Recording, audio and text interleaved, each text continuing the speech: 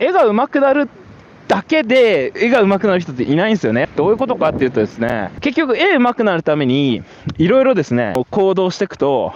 もう結論なんですけど、運動、食事、睡眠、それなんか別に絵の話じゃなくねっていうね、根本的な基本の部分に一番立ち返るなっていうのは本当思いますね。というかね、自分が心身ともに健康じゃないと、絵を描く状態にならないんだよね。なので僕が絵を描き始めてまずやったこととか意識したことって実はね、死なないことです健康じゃなくなったら絵描けないんですよとか仕事できないんですよね。ってことはまあ自分の人生の中で楽しいことができなくなっちゃうわけじゃないですか。自分の好きなこととか楽しいこと、まあもっとこうできるようになりたいなと思うことのために自分を守るっていうこと、これはすごく大事なことだと思います。いろいろ邪魔してくるね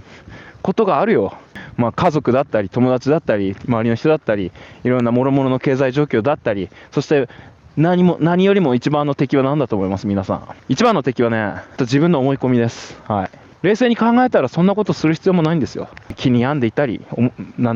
気にしていたり思っていること、本当に必要なのかなとか、本当にそれ大事なのかなって、この優先順位が曖昧になって、本来自分にとって大事ではないものに、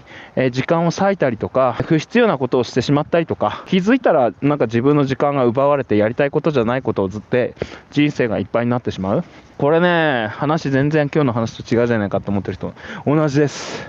何かっていうと、1枚の絵の中に描きたいものをちゃんと描く。例えばですよ、仕事だったら絵コンテ、アニメーターだったらね、絵コンテでも要求されてる、カットの内容でも要求されてること、カットの流れ的に必要なこと。で、ここまではアイデア盛り込んでいいよね。こっから先はちょっと不必要だろうなとか、これ多分あんまこういう作風の人だったら NG だろうなとかね。っていうことを思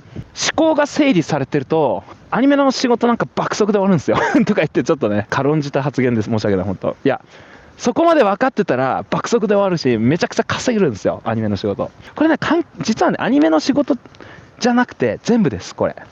イラストだろうが漫画だろうが、思考が整理されていて優先順位がちゃんとね整理されている人、そうするとですね、あの人がこう言った、この人がああ言ったってさ、いろんな人が言ってくるんですよ。この中で本当に大事なこと、聞かなきゃいけないこと、よくわかんない SNS 上で自分に絡んできたりとか、なんかちょっとなんかめんどくせえなみたいなものとか、それ本当どうでもいいじゃないですか。とか、たまたま同じクラスになっただけのやつとかに何か言われたとか、本当どうでもいいじゃないですか。まあめちゃくちゃシンプルに言うとですよ、あの川の流れと逆行して物を流そうとしてるような感じなんですよ。そうじゃなくて、もうこう流れてるもののあっち側に勢いよく流した方がさ、効率いいじゃないですか。全くアニメシルクのノウハウとかが不必要なところにですね、僕が行って押し売りしてもですね、意味ないんですよ。なのでそこを見極めるということがとても大事なんですよ。っていうことが実は絵描いてると分かるのね。このジャンルあんま興味ないなっていうことを頑張って描いたりとか、そのキャラクターとかも俺あんまり好きじゃないなって絵をですね、無理やりですね描いてもですね、あんまりねうまくできないんですよ。じゃあ最初何したらいいのってさ、最初はとりあえずさ、この流れに沿ってまず自分に無駄なくさ前に進むことですよね。それは何かっていうと、自分の好きなこととか得意なことをひたすらやるってことですよ。そして受け入れてもらえるか気に入ってもらえるか分かんない人間に対して頑張るんじゃなくて、明らかにこの人に受け入れてもらえそうだなとか、自分とね価値観が合ってるなとか、いい感じだなっていう人となるべく一緒にいる、近くにいるね、じゃないと足引っ張られるんで、簡単に言うとね、無駄になんかネガティブなことばっかり言ってくるなとか、なんかいちいち俺のことなんか足引っ張ってくるなって人いるじゃないですか。まあ程よく距離を置くというふうにしてですね、自分の思考を整理しないと絵うまく描けないんですけど、実際問題ね。だけどその過程で結局自分の人間関係も考え方も徐々に整理されてってほしいんですよね。っていうか、そうしないと多分ね絵に集中できないです、正直。それもね、結局僕もやっぱり絵の中から学んだというのはとても大きいです。これはね、まあ極論なんですけど、絵だけ上手くなることは僕は無理だと思ってます、正直ね。絵だけ都合よく上手くなることは無理で、絵が上手くなる過程で考え方が変わらないと。っていうかね、多分逆なんだな。考え方が変わらないと多分絵上手くならないです。これ両輪って言ったらいいんですかね絵が上手くなる過程で考え方が変わり、考え方が変わることによって絵が上手くなるんですよ。まあよくね X とかで見るじゃないですか、アニメーターしんどいあるあるみたいなのはわかんないですけど、なんかすごい辛いんですよアニメーターみたいなさ、こんなスタッフにマジで足引っ張られて本当にそうなんかいっぱい直さなきゃいけなくてしんどいんです、低賃金なんです、なんとかなんですみたいなさ、ね、業界赤裸々しんどい系みたいな話なんじゃんなんかさ、それなりたいって思わないじゃないですか、それ見てて自分がね。でその人は絵は改善してたのに、なんでそれ以外のことは改善しないんだろうかって僕は思うんですよ。要するにですね、その人がね、どんな立派な仕事をしてようがしてまいが、楽しそうな人っていうのは僕ね、結構人生において強者だと思うんですよ。その人が楽しそうにしてるかどうかっていうのは、なんかすごい重要だと思うんですよね。だから常にちょっとね、方針転換、修正はね、常に行った方がいいですよ。一つのことに固執してしまうと、それが大事になるから。何が大事なのかってことですよ。アニメーターを継続することが大事なのか、楽しい人生を送ることが大事なのか、神作画を追求することが大事なのか、あるいはですね、お金を稼ぎたいのか、人によってこれいろいろなんですよ。で、やってみないと分かんないことだらけなんですよ。なので常に、その変化していくのね、人って。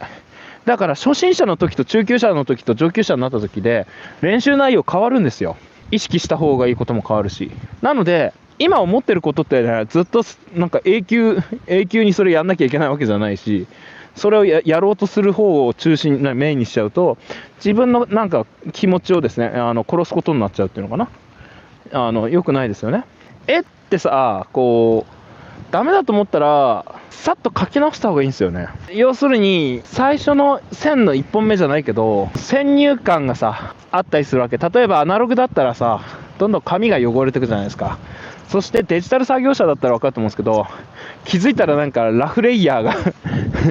レイヤーのレイヤーのまたレイヤーみたいにしてさ、それって多分ね、自分の思い込みの塊なんですよ。で結構いい感じに1日2日あるいは数時間かけちゃったなって言って、どうにかこの今までかけた時間分を、無駄にしちゃいけないと思うじゃないですか。そういうことに対するね対策はね、もうゼロから書き直せですね。ゼロから書き直した方がいいです、さっき言って。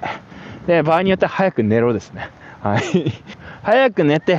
もうゼロから書き直した方が早い場合もあるよ、はっきり言って。急がば回るというか、その思い込みの塊なんですよ。でここのね、自分の気持ちの切り替え方、歯切れの良さっていうのがね、実は結構勝負なんですよ。っていう風にですね、なんか考え方のゼロから物事をですね構築していくのって、